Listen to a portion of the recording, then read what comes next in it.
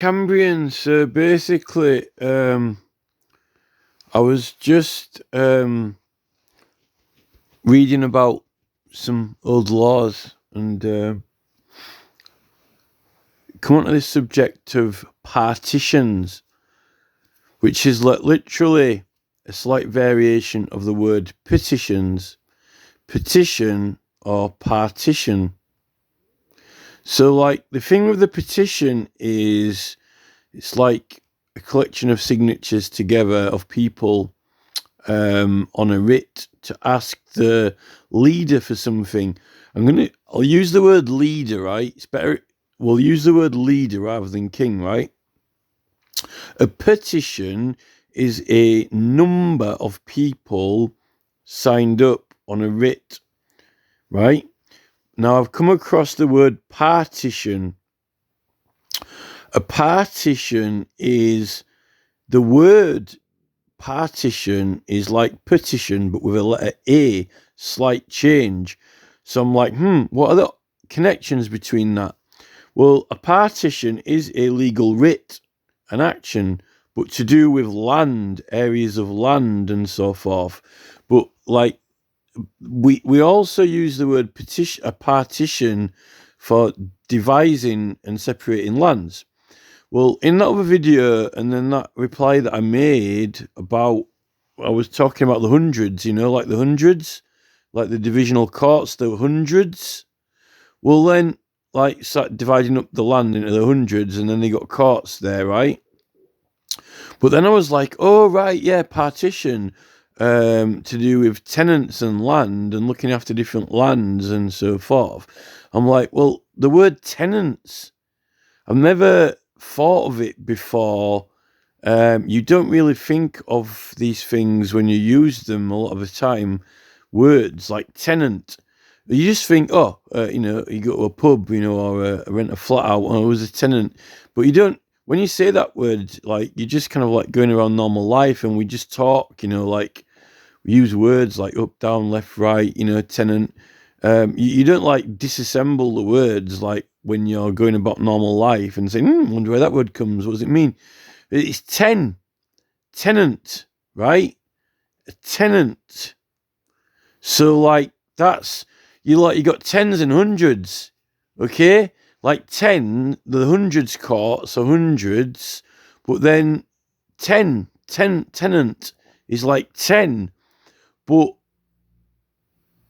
the tenants really is to do with holders of land, isn't it? Or a building, either tenants of a building or land or premises, but of a division, right? Now, why would it be 10? Why would it be 10 people? Is it related to acres or size? But actually, the tenants are the people in question, aren't they, in the writ, right? Well, in a petition, not partition, in a petition, it's people who've signed up to it to ask for something, right? Well, the thing is, so, like in Ireland, in the legal system, this is what I'm really interested in, like finding out about how our Celtic villages used to operate and run, and with the druids going around in between and all this, right? And some of the apparently in Ireland, like the whatever records they've got, the earliest records they've got in Ireland, or a lot of the legal system, was to do with electing leaders or electing a council, right? People vote for it. So it's almost kind of like, I think like you could think of like a writ for tenancy. It's like 10 or a number of people or writ, but it's almost kind of like if you elect them, right? If the village elected 10 members of council or whatever, or even a ruler, either the people who have written it, who have written the document, to call for someone to be in charge or elected or into office, however you want to put it, whether it's the people on the tenant on the partition written down, or whether it's the people elected maybe into a council or the thing is, if you've got the tenants, right, on a lease, blah, blah, blah, you can kind of like, I wonder if it goes back to really who's in charge of the council or for a certain period, if you've got a number of members. You see, I've been reading about those charters, like each area was given a charter with a mayor and justices and so forth. Like they had one for like Kent or Suffolk or whatever, but they called them a charter. The thing with the word charter is it's a chart. And the thing with a chart is it's like a drawing or a map or a plan of something.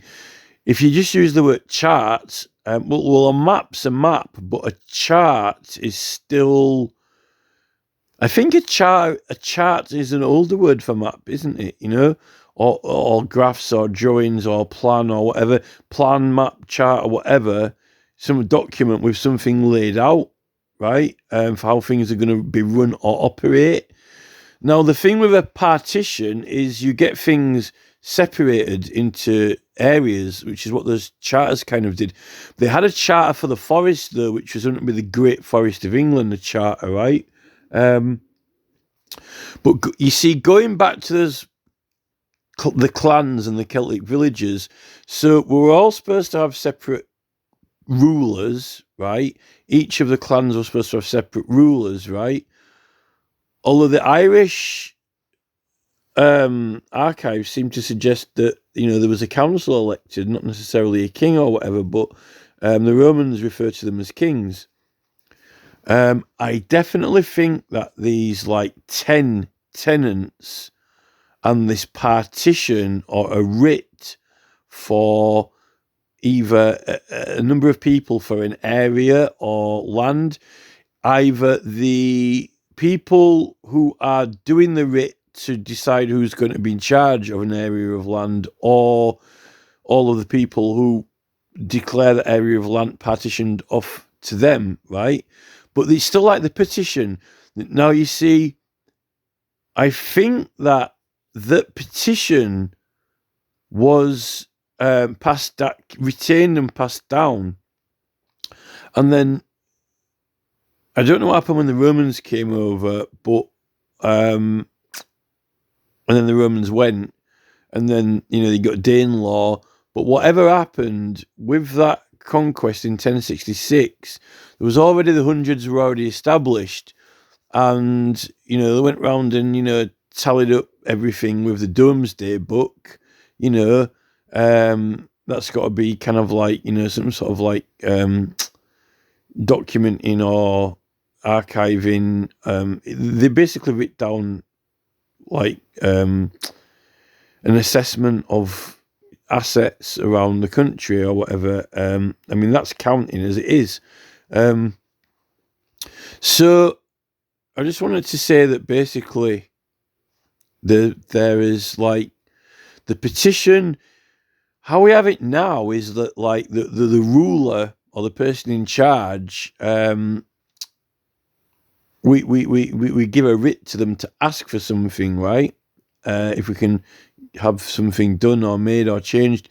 I think with the partition, with the 10 tenants, if they voted for a council who made the laws up for everyone, but then the druids were meant to be going around on these circuits, or you could get a judge, a private judge, but the judges were elected, the druids weren't elected or voted for. They're kind of like had their own hierarchy or position. I don't know if they were constantly travelling around or if you had one to each village or what. That's what I'd love to know. But I think that it's interesting that, if there was a druid passing through or staying, he would also be like a tenant as well, wouldn't he? But, if a druid was in the area, like he didn't make the laws up. Apparently the council made the laws up, which the people had elected, but the druid's the judge. But if he's staying in the area, he's kind of like a tenant, isn't he?